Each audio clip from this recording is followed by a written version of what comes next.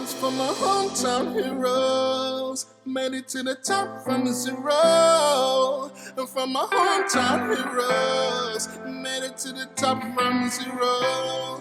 It's George Schwertl here with Mark MK, and we have our Suffolk County Sheriff here, Errol Toulon. Errol, thanks for being on the show. Thanks for having me. Errol, you know how I feel about you. Thank you. You're the best. Thank you. I'm going to jump right into it. I know you were involved in the Gilgo case, and I'm just curious, because I know it was stagnant for many years, and Ray Tierney got involved after he was elected, and he spoke about it, and I know that you had investigators that were, on that case. I mean, how does that happen? Did he just call you, you get a phone call, and it's like, hey, it's Ray Tierney, can you? Right. District Attorney Tierney had known that in 2018 we created the first human trafficking unit in any jail or prison in the United States. And so when he created the task force, he wanted to include us, because basically 50% of the women in our custody are victims of human trafficking. So the probability that maybe someone may have encountered someone that could lead a potential clue to uncovering who was committing these crimes was the possibility when the task force was created. Wow, so that's great. So he created a team effort. Yes, brought in New York State Police, his office, my office, the Suffolk County Police Department, and the FBI. So wow, he orchestrated that and got everybody on board, and then obviously we see the results. It's moving forward. Yes, he went to court yesterday. I know that the judge wants to start, or at least have a start trial date for him. For us, more importantly, I've been in this business 41 years. I started my career in New York City in 41 years, wow. Yeah, in 1982. And when someone is starting to either go to trial or face with serious time, we want to make sure that if their habits change, if they're not eating, if they're not maintaining their personal hygiene, or just things are going on, that we get them to mental health or medical staff to be evaluated, because we want to make sure that justice is served in the courts and not in our jails. That's great. Wow. So you monitor all this. That's great. Yeah, we monitor it, and we also, when he moves throughout our facility, we shut down all inmate movement, because we don't want any gang members or just someone that's going to claim some street credibility because Sure. they did something to him. And so, we keep them pretty isolated. How many inmates are in your facility? So as of this morning, we had 1,016, which is really substantially increased. When I first started as sheriff in 2018, we were around 1,300. Bail reform, we were down to 425. We were down under 1,000. During COVID, we were down to 425, and now we're up about 1,016. Here on the Great Report, we like to humanize. And we know you're a trailblazer. We do commend you for your work and your efforts as our sheriff. But on a personal level, when you found out that you was called to do the Gilgo case, on a personal level, what was your first thought? My first thought was, I worked for the previous county executive when it wasn't productive. The investigation was not productive, pretty stagnant. And then, now I'm the sheriff. I'm being asked to have my office involved in this huge case. I was very proud when we identified a suspect, Rex Heuermann, a year prior to, but it was never leaked. So the confidentiality of that particular investigation is something that I'm proud of. But I think the day that District Attorney Tierney called me, which is the day before he was actually in our custody on the 13th of July, and said we got him, was probably one of my proudest days in law enforcement. Wow. Well, it's again, I could say it, I know myself, Mark, and I think everyone here is just so proud of you, Tierney, and the team. It was, how many years ago to that? Almost 13 years. 13 years. Yeah. I think it was a lot of frustration. A lot of people have come up to me and asked me, like, what was going on? Why doesn't anything happen? And I know when Tierney was running, it was a big subject. And, I was impressed. Everybody speaks about what they're going to do and what they're going to do and what they want to do. But your team did it. You got somebody, which is great. To his credit, his office, of course, he's the leader of the organization, we've worked so collaboratively that it's very seamless. It's not, there's no friction. It's just we're all there to do a job. We all know what pieces of the puzzle we can bring to help solve it.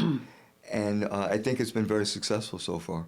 For our viewers that may not be too familiar with the district attorney's office and the sheriff's office, do you collaborate on cases like this on a regular basis? Is this something new? Is it something that you're, looking to keep going on in the future as well?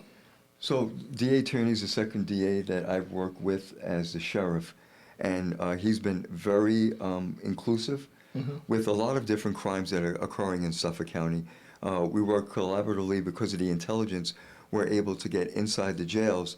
That really helps the Suffolk County Police Department and the District Attorney's Office, because I've tasked my intelligence team to not only help solve crimes, but prevent crimes, including contraband that may be coming inside our facility. Sure, prevent. So it's a much broader aspect of what we're doing. I like the prevent part. Is really that's something to know. Wow. Yeah. Jeez. It's amazing how that facility, and how many employees do you have? A little under 1,300. 1,300. And is there one facility or two? There are two facilities. We have one facilities. facility in Riverhead, one facility in Yaphank. Those are the correctional facilities. And then we have deputy sheriffs that work throughout the county. Sure. The two courts, district court, county court. Of course, they patrol the roadways. We have a Marine Bureau for the East End during the summer months, Oh, really? pistol licensing, warrants division, domestic violence. Now, we all know you have a long history in law enforcement. You look very young still, though. What are some of the things that inspired your humble beginnings? Give us a little bit of that, your humble beginnings. I think my mother and father really grounded myself and my younger brother when we were growing up. We watched how they made sure that we both went to good schools, both grammar schools and high schools, demanded that we go to college, even though it wasn't something that we wanted to do, but we did it to make them happy. They were civil servants. My dad was a warden on Rikers Island, and my mother was a school secretary for the Board of Education. And so we were very close, and they kept a strong thumb on both of us. And, went to church on Sundays. We went to Catholic school for 12 years. I attended an all-boys Catholic high school. And, my parents were very good role models, and I'm lucky to say, even to this day, they were married 63 years in October, God willing. Oh, wow. Yeah. Wow. And you said Rikers Island, so that's where your dad was a warden? Yes, he worked there from 1962 to 1998. And then someone else I know worked there? My younger brother Okay. was a deputy warden Okay. there for 33 years. Wow. But he started 2 years after me, so Okay.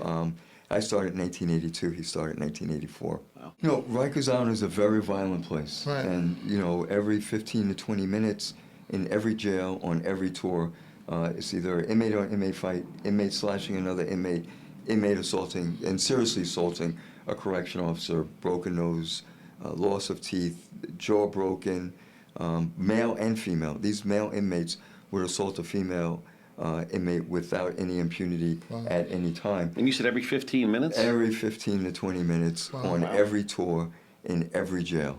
It's And how many inmates are in there? so right now there's about 7,000, but when I was there we had 25,000. 25,000. Yeah, so Wow. not only on Rikers Island, but the borough facilities, plus we had the 5 court pens in all 5 boroughs, and we had 3 prison wards in Bellevue, Kings County, and Elmhurst Hospital. Wow. That's every 15 minutes. I'm going to think about that after this interview. Wow. Yeah, well- that's just craziness. Yeah, with all that, with all those numbers in those areas, what motivates you to keep on? I think one of the first things when I was able to understand why this man, meaning my father, was walking out the door in this uniform, and I said, Dad, what do you do for a living? And he said he was a New York City correction officer. And I said, well, what do you do? And he said, we rehabilitate men and women who are in jail. So in the early 60s, that's what they really did. And understanding that was something I wanted to do when I took over, as sheriff, is to try and make a difference, because 85% of the men and women that are in our jails are returning back to our communities. They're not going upstate. 15% are going to state prison, but the other 85% are in front of us or behind us at Stop and Shop, Target, Sure. Dick's Sporting Goods store, and you're never going to know because there's no scarlet letter. Right. So why not try to help them while they're incarcerated, so that we can make them better, productive lives. And all of us, we have a safer community. That's unbelievable. Do you have a lot of repeat offenders, or what is your stats on that? You know, we do, and one program that we have is our START Resource Center, and START is an acronym for Sheriff's Transition and Reentry Team. So when you look at the New York State, the United States recidivism rate is about 60%. New York State is about 40%. The individuals in our custody that are involved in our START Resource Center, it's 17%. So we've really lowered the risk, of recidivism of individuals coming back. You know, bail reform is a big issue. You know, Yeah, I was going to ask you that, so I'm glad you brought that up. Our county and our state. Sure. I think I was one of the first law enforcement and elected officials to come out against it because of that original iteration of bail reform. There were horrific crimes, and these individuals, you know, should not have been walking our streets in our community. Thank you for stepping up with that. Yes. Thank you. Thank you for stepping up. And being one of the first is important, and that means a lot. Thank you very much for that. You were talking about you had like a trades program. I remember coming from a trades family. You know, it's so important. You know, we need air conditioning repairmen. We need we need electricians. Every aspect of the trades are down. So when I heard you speak of that, I said, wow, that's something. You know, even if I can bring people in, if we can get apprenticeships out there, you know, I would love to help. But go ahead.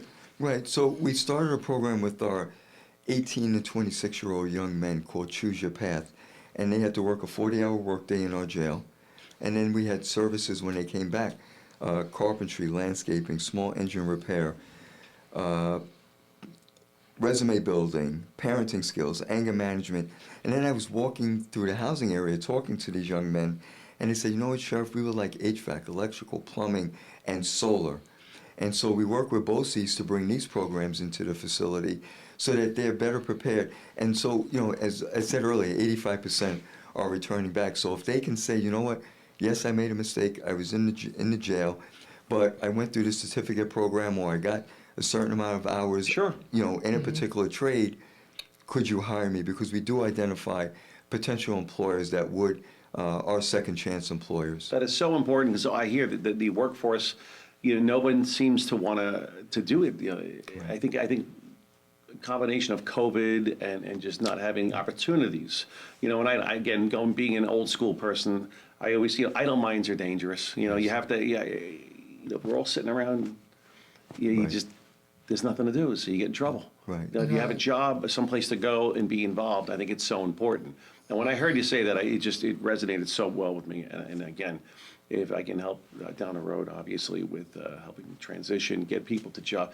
Everybody's looking for, again, half the battles is showing up. Right. You Exactly. got to get to work. Right. You know, and I'm a big routine guy. I drink out of the same coffee cup. I sit in the same chair every morning, and I drive the same way to work. That's just how I am. Okay. You know, I'm just, please don't move the seat of my car. It's got to be in the same place. You know. So I think that is so beneficial. It's great that you're doing that, but it's great for our communities. Right. You know, it's in every community needs an HVAC, an electrician, a plumber, somebody. It is just, you know, again, I can't hang a picture, but I always get somebody who can do it. You know, my wife told me the beam finder. I still couldn't find the beam. But that is just some program. I'm excited about that. Yes. I'm really excited about that program. I think. And secondarily, you know, my father always said, an idle mind is the devil's workshop. That's right. And so not only does it keep the incarcerated individuals busy, but it's less tension and stress on the staff because they're occupied, they're doing something to keep them busy. If they were doing nothing, all they're going to do is either fight each other or cause some grief with my correction officers. And your father was 100% right. I like that. That is such truism to that, because when people feel good about doing things, and a friend of mine's father was an engineer, and he passed away, and I'll never forget it because I didn't think about it until he said it. He goes, when he passed away, all his knowledge died with him, and he was just one of these guys who can make anything. Right. And if you have someone there that can teach and pass the knowledge on, which is so important, because just coming from the automotive industry, you learn by making mistakes. I shouldn't have did that, so I don't do that anymore. I have to do this, and that's how you do that. And That is just an incredible program. Right. When I heard it, I lit up. I said, "This is something that we need everywhere, even in the schools, Right. Right. to keep so the kids they don't end up there. Exactly. So they have again, they have to push that I think more in the schools, and whether you use it or not, you can use it for yourself at home. Right. Right, You very always, true. it's We had the honor of having you join us at the Suffolk in Riverhead, and you provided the crowd with so much valuable information and resources. Right, the Sheriff's Addiction Treatment Program, which is a program that we identify individuals, they have to meet a certain classification and security risk assessment to be put in this program, and of course have a substance abuse issue. But what we're doing now is we're looking at our processes so we can increase the amount of individuals in the program to try and help them. Right. But we just brought in CrossFit. Okay. We have an organization, the James Pinker Foundation, that donated CrossFit equipment. That's great. They are the instructors that come in Nice. twice a week to work with the incarcerated men and women to give them programs specifically with CrossFit. And it seems to be, they seem to be enjoying it. That's great. Wow. I might have to stop if I get a little working out there. That's great. That's great. I mean, Errol, you do so much. I just want to jump on the whole fentanyl crisis. I mean, what is your what's going on with that as far as anything in your division over there? You're handling anything with that? Yes, so not only do we have investigators on various federal and state task force that are working with the opioid crisis, we're working with the district attorney's office. It's tragic the way so many young men and women are dying from fentanyl, some unknowingly because their marijuana or their cocaine is laced with fentanyl. But what we're learning, especially from the jail perspective, how individuals are trying to smuggle in fentanyl into our facilities. They were spraying the pages of books with fentanyl. And so what happens is the individual receiving it knows what pages they are. They would tear the page out, tear it into smaller pages, and then attempt to sell it in the jail. Okay, I mean, Wow. it's a sprayable. They can Right, it's spray. What they do is they mix it so they're able to spray it onto paper. and then they cut. And then again, what they do is they'll rip the page out.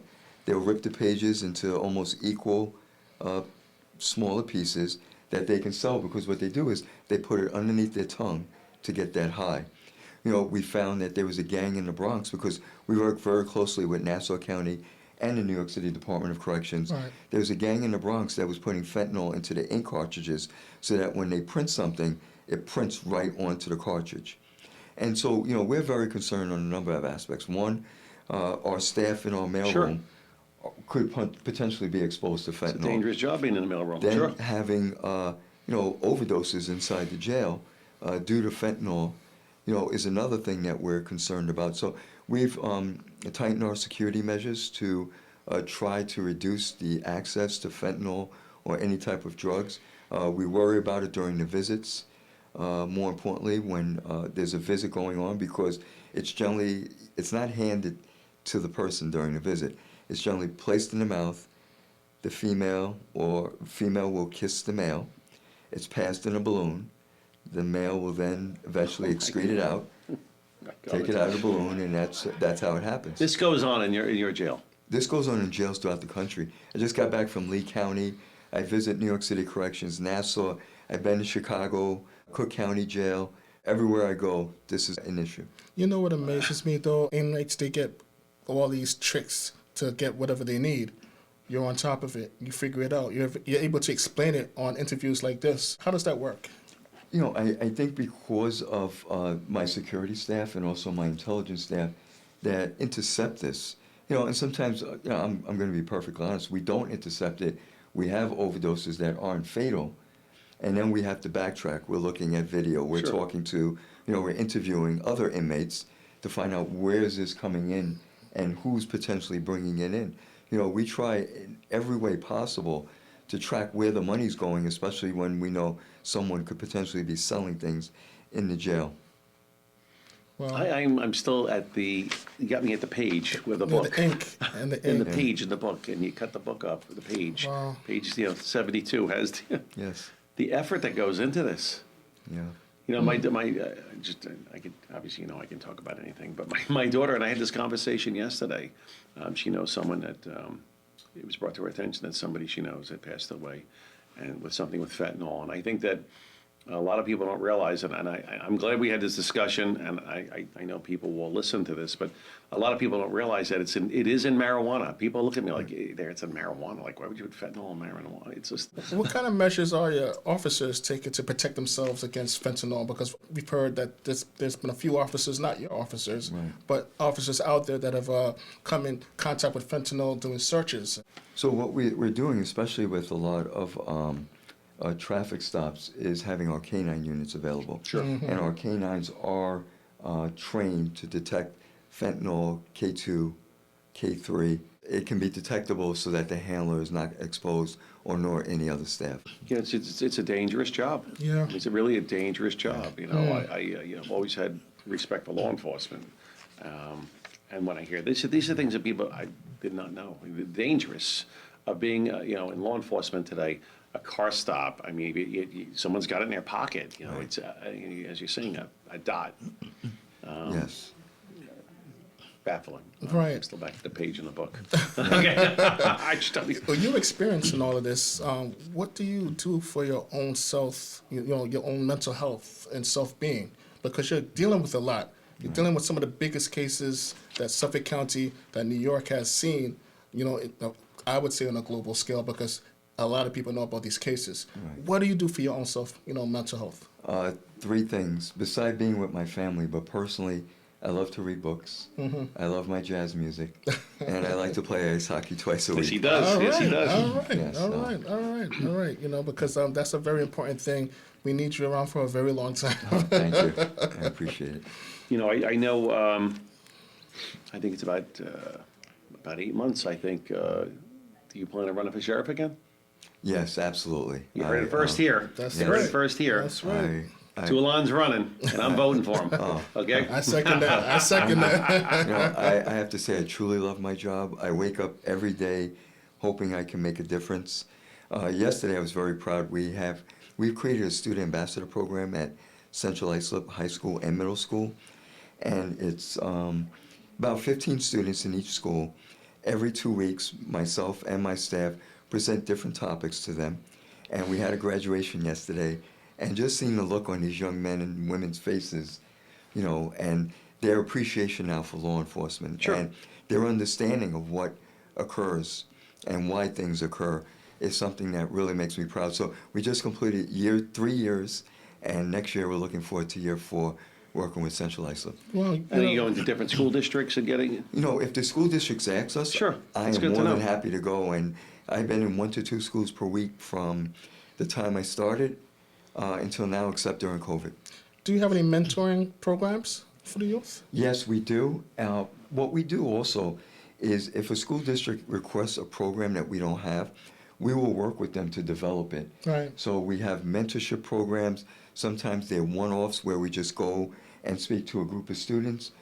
We have our GREAT program, which is a gang resistance education and training. We have McGruff. Our community relations unit goes out to the schools, so we're very active in the community. I see that. And I know, he was at the Suffolk, and that was, what was that for again? It was for our Black History on Screen event, the Anti-Bias Task Force in Riverhead. It was our first one. Right. Megan O'Donnell, I think, was there. Megan O'Donnell, Supervisor Tim Hubbard, Supervisor of Riverhead, and it was so wonderful to give you your flowers. Yeah, so wonderful. And I did take that home with me. You're taking me on the road. If you was there, you'd see you take me on the road because I give him the kind of intro you deserve. Megan's on your task force, right?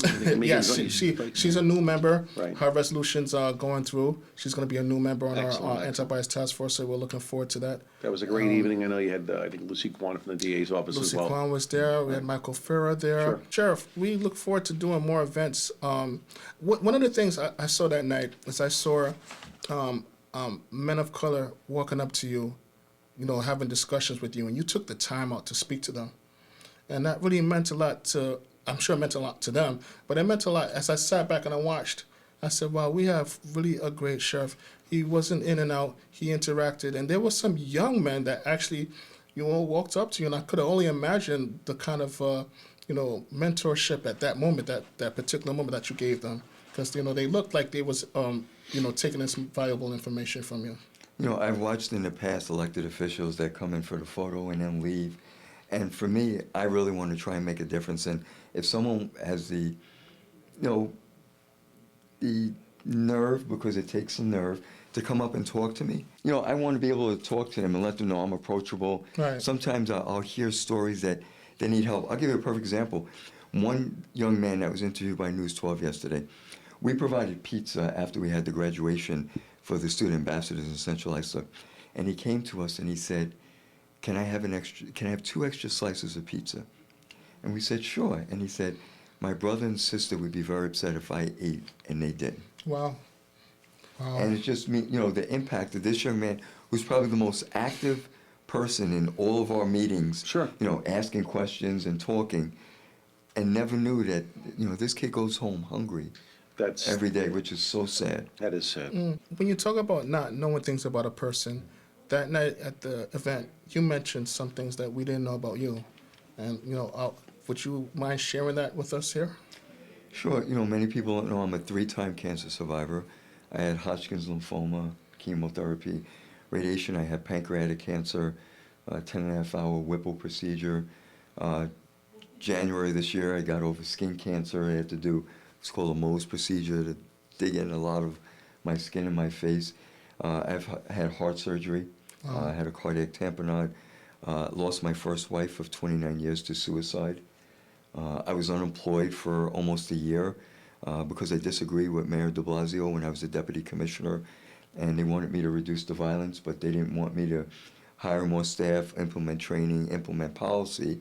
They just wanted me to basically make numbers disappear. I refused to do it, and I was unemployed. Being unemployed in your 50s, I experienced some depression, some anxiety, not knowing what I was going to do because I couldn't find a job.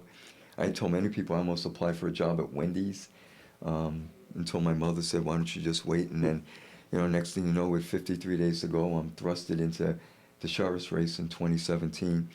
Luckily enough to be elected and hopefully making a difference here in Suffolk. I'm at a point in my life, it's not about me. It's about other people. I have no aspirations to run for any higher office. Maybe do something else when my tenure is done here. Sure. But, if I could help the people of Suffolk, that's my goal. Yeah, and you do. You do.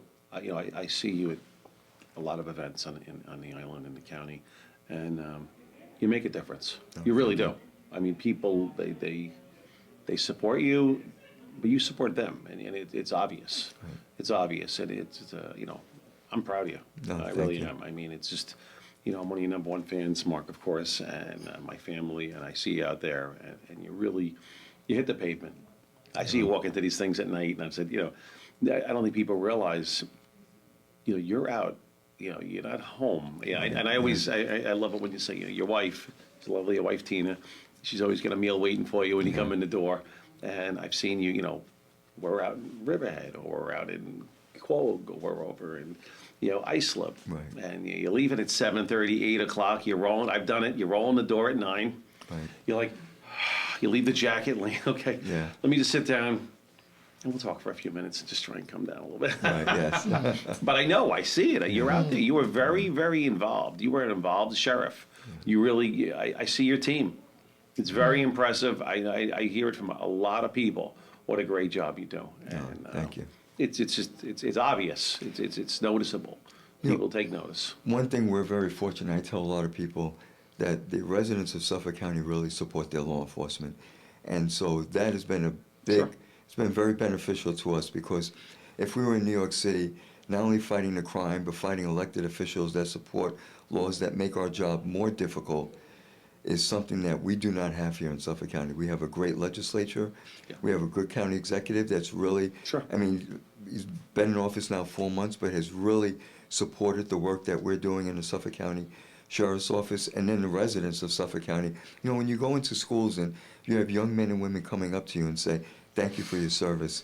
It may be minor to them. Sure. But to us or to me, Of course. it shows that there is some appreciation for the work that we do every day. Appreciation, respect. I think I remember when I met you years back. I met you with the Babylon supervisor, Rich Schaefer, and what a gentleman! What a Yes, gentleman! yeah, thank you. And you learn. You learn from people like Rich about respect and honor and I know that Keeping your word. keep your handshake means something. Yes. And that's something that I know that your handshake. I know again, Rich Schaefer, what a gentleman. Right. And that's I think I met you. That's who I met you through. Right. And thank you, Rich.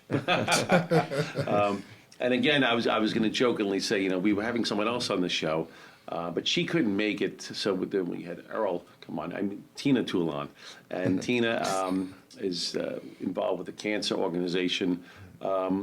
She just had an event at Oheka Castle, the Great Gatsby event, which was a big hit. What is the name of her? She's the executive director of the New York Cancer Foundation, and they are an organization that raises money to support cancer patients in their non-medical bills. So rent, utilities, food, Uber transportations, or things like that we don't think about. And being a cancer survivor, while there were certain procedures that I know I had to pay out of pocket, especially when I had pancreatic cancer. Sure.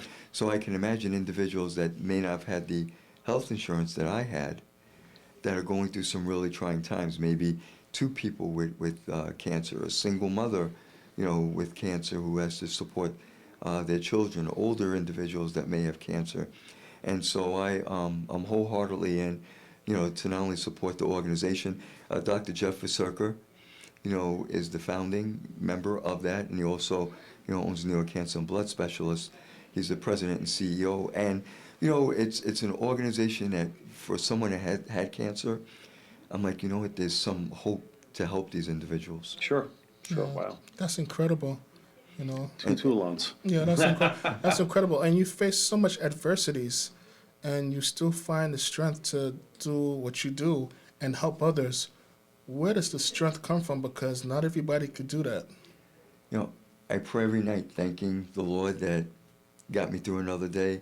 Always pray for my family and friends. Mm-hmm. I pray for those medical professionals, because I remember being in intensive care and those nurses, more than nurses, doctors make their rounds, but those nurses are there every day changing a catheter, checking my blood, giving me heparin. Those men and women, I can't thank enough. And I pray every day for them and their families, because they're taking care of people who are now in the hospital and I'm not, there. So I really thank them. But I really think my spirituality, I feel I've gone through a lot, and sometimes I say, wow, like, how did I make it? But hopefully I can help other people get through their issues. Sure. And, Right. and be strong enough to try and face them. Well, as a sheriff, I'm sure you see a lot of people facing things as well. But when it comes to highlights, if there's something that you could take away or share with us about a highlight that inspires you with your position, what would it be? Going to the schools and talking to young men and women. Mm-hmm. I was at Maplewood Middle School. I think that's in the Huntington area. Sure. Yeah, I know exactly where. And there was about 150 or 200 students in the gym sitting on the floor, and I'm talking to them about my life. I think they were 5th or 6th graders. And just the hands going up, asking me different questions. And that's where I like to be, hopefully be a positive role model, and let these children know that if they are going through something, they have their school administrators, guidance counselors, but they also have law enforcement they can talk to also. Right. Wow. There was something that was very popular once, the neighborhood cop. Yes. Sure. What are your thoughts on that? Can we expect some of that back in the future? Because that was something I really did love Sure. when I used to live, when I was a younger guy. We had that cop that we could go to shake hand, maybe, get a lollipop. Sure. I know but some we of the don't- towns have coffee with a cop now. I've heard Yes, coffee with a yes, cop, yes, which I yes. thought was a great program that's out there now, which I think is great. It's coffee with a cop. I think maybe they should do ice cream with a cop for the little kids. I would have gone to that one. Yeah, I do ice cream. I do coffee with the sheriff. And it's ironic that you asked about that particular thing, because when I first got elected, I think it was 4 or 5 months in, I was at a board meeting in Riverhead, Right. not the elected board, but I forgot what organization. And a woman stood up and she goes, you're our community sheriff. And I've tried to make sure that I live up to that name of being, the people that Suffolk County are proud of to say, you know what, that's our sheriff, and, he's doing a Suffolk good job. County is proud of the Yeah, you sheriff. certainly do. Oh, thanks. You Suffolk live up to County's that. You definitely live up to that. I'm very proud to have you. Thank you. Yeah. One other thing I have to throw out there, just to me take a bat like this. Was someone once said you were the bat boy for? The New York Yankees, New yes. York Yankees, okay. During the 1979 season when Thurman Munson died. Okay. And then 1980 season, we lost 3 straight to the Royals in the playoffs when Goose Gossage in the 7th inning gave up a 3-run homer to George Brett. And I was a ball boy down the right field line, realizing that my career as a bat boy was going to be over soon. Oh, boy. Well, So you were right there on the field, huh? Yes, it was a great experience.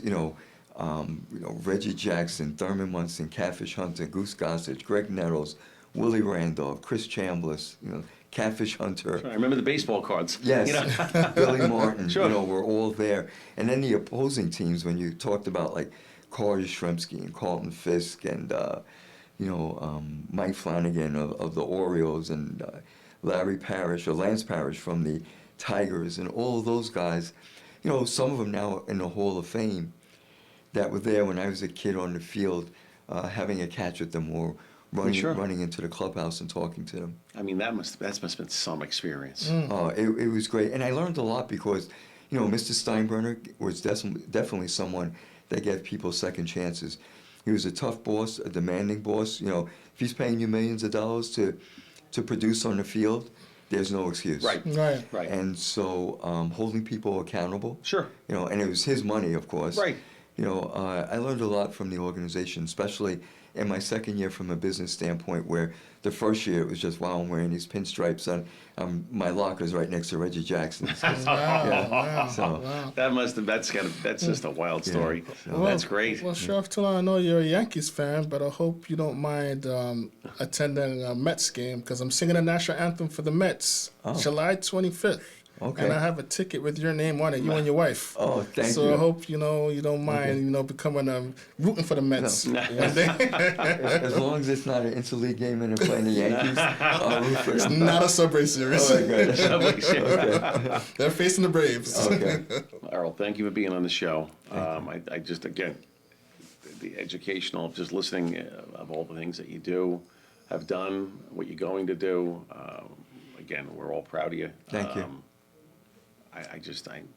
My wife is excited. She said, you can have Errol on today. She goes, I love that guy. Oh, you thank you. just, again, your wife with the cancer organization. You really, both of you, give back to the community. It's incredible what you do. No, thank you. It really, we're lucky. You give back. Your wife gives back. I just see it at the event there, how she was. I know what it's like to put an event together like that, and she works hard. Yes. She really works hard, and she helps people, and you both do. It's a team effort. So, April 27th, Yes. the Suffolk County Sheriff's Office is playing New York Cancer and Blood Specialists. All proceeds will be going to the New York Cancer Foundation, playing in a hockey game at the Clark Gillies Arena Okay. in Dix Hills on April 27th. Puck drop at 7 o'clock. Puck drop. I'm going to be there. Okay, great. Wow. Okay, I'm going to be there, right there, and get me a flyer. We'll post it. We'll get it out there, and we're going to have a full house. Thank you very much. You sir. heard that? Sheriff Yes. Toulon, Thank you. thank you. The best. Thank you very much, sir. We're going to be there. Okay. Thank you. This one's for my hometown heroes. Made it to the top from zero. And from my hometown heroes. Made it to the top from zero.